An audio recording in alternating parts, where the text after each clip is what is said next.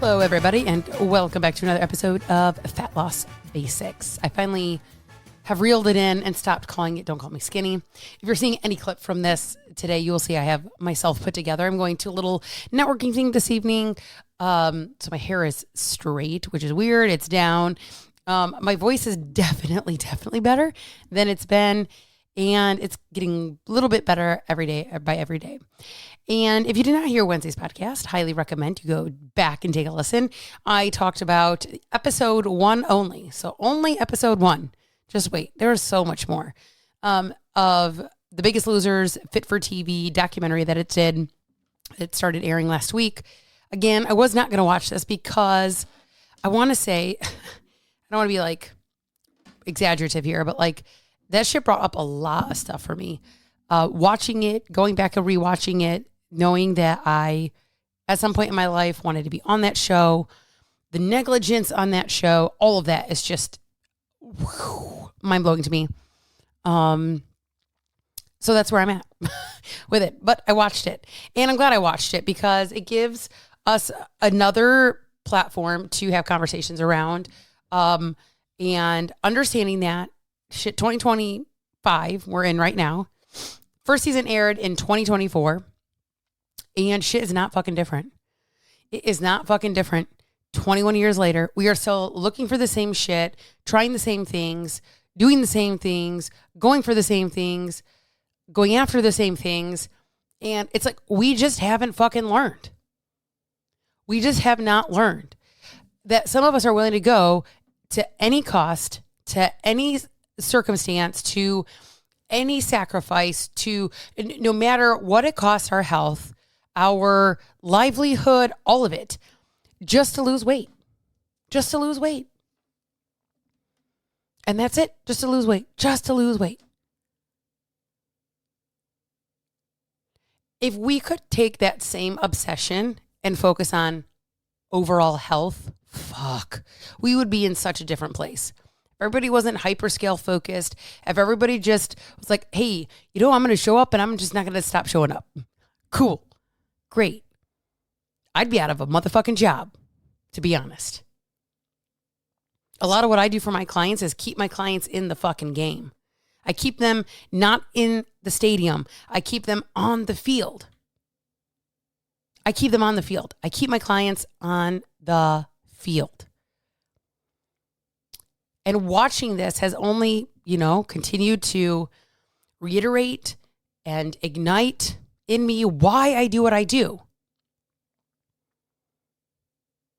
It's only solidified that I'm here doing the right things, that I'm not here to sell you some bullshit. I'm not here to go, blow smoke up your ass about whatever, right? If you didn't listen to the podcast up with Aram a couple weeks ago, that podcast, we talked about the fact it's fucking exhausting trying to get grown ass adults to fucking give a shit more than I give a shit. It's fucking hard.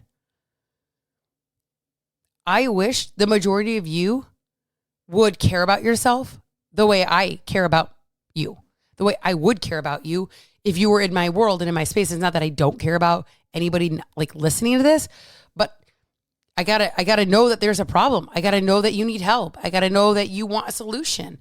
I gotta know that you're willing to put in the work. And once we lock in like that, oh, I got your back. I got your back so big. It's not funny. So big. I just talked about my one client who has now not been working with me for over a year. Still got her back.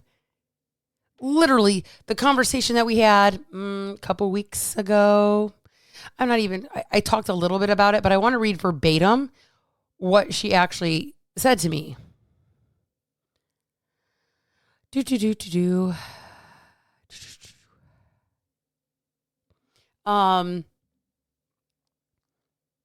Let's see. I'm trying to read where it makes sense. She's talking about her transition through school.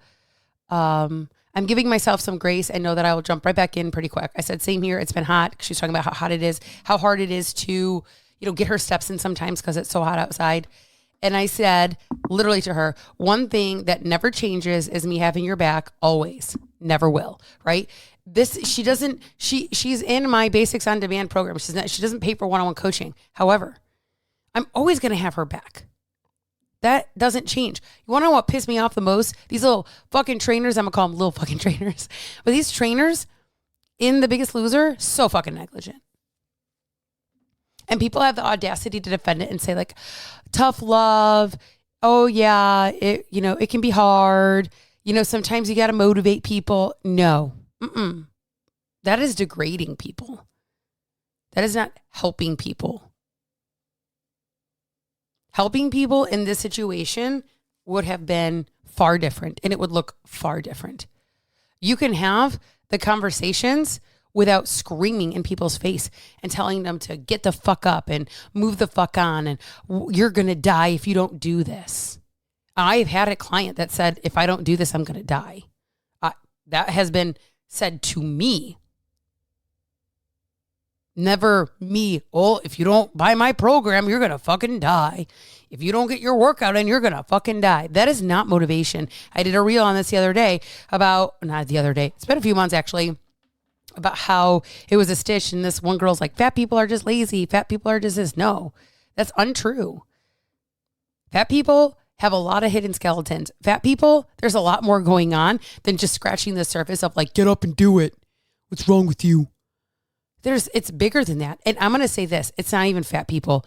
It's people who struggle in general to show up for themselves fucking consistently, no matter what's going on, no matter how they're feeling. And this isn't like a show up all the time. There is always a time to push and to pause. There's always going to be a time to push and to pause. Okay? That's not what I'm saying. But also, you can pause and that can still be showing up. For some people, pausing is showing up. For me, slowing down is still showing up. It's showing up differently, but it's showing up. For me, going to the gym and walking when I don't feel like my body can take a toll, it's not because I don't feel like doing the workout. It's because literally like my body is in a place where like this would be more detrimental to me than helpful. Slowing down and just walking in the gym versus trying to bang out some workout is showing up. It's listening, something I never used to do for my body before. Never used to listen to my body before. So everybody's definition of what it looks like to show up for themselves and how that looks is not the same. It's not the same at all.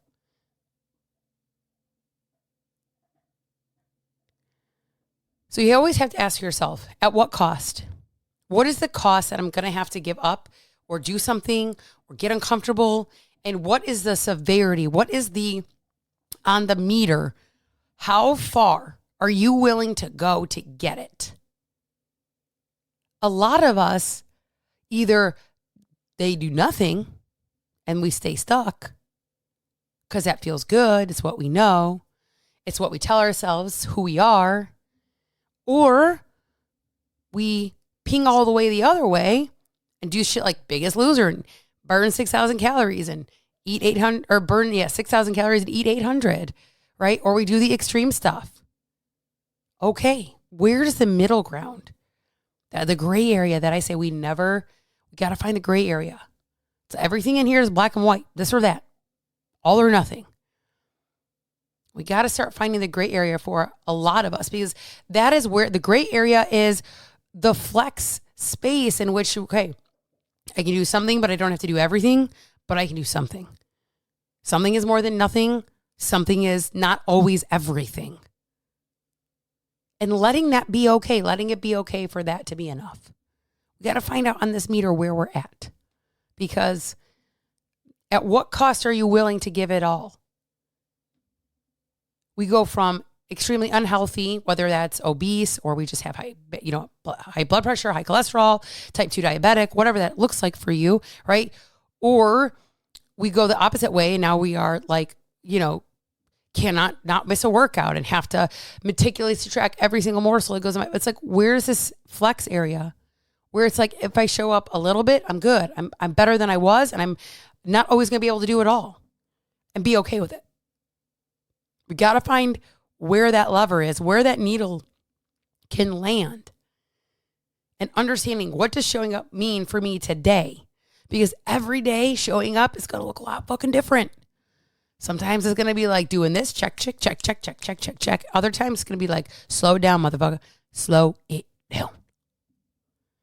And that can still look like that can still be showing up. So you got to figure out where this position is for you. Okay. I will be doing episodes 2 and 3 separately. Again, I'm going to go through them. I'm going to re-watch them and pull more things out of them, because we gotta start honing in on what was really happening there. And we have to learn. We have to learn from these mistakes that these trainers, these people made under the guise of people who claimed, I'm here to help you, and they did not help. For the most of them, they did not help. I hope you guys have a wonderful weekend. This is the last weekend before we start school. We start school on Tuesday, so this will be great. Everybody's ready to rock and roll. Everything is back in motion. I am ready for some consistency and structure in my life, because I love structure, love control. Working on that every day. Again, working on not always having to be busy doing every fucking thing in the world, but also like getting my shit done too, right? So again, I got to figure out my own needle, right? I got to figure out where I fall in that, at what cost. Okay.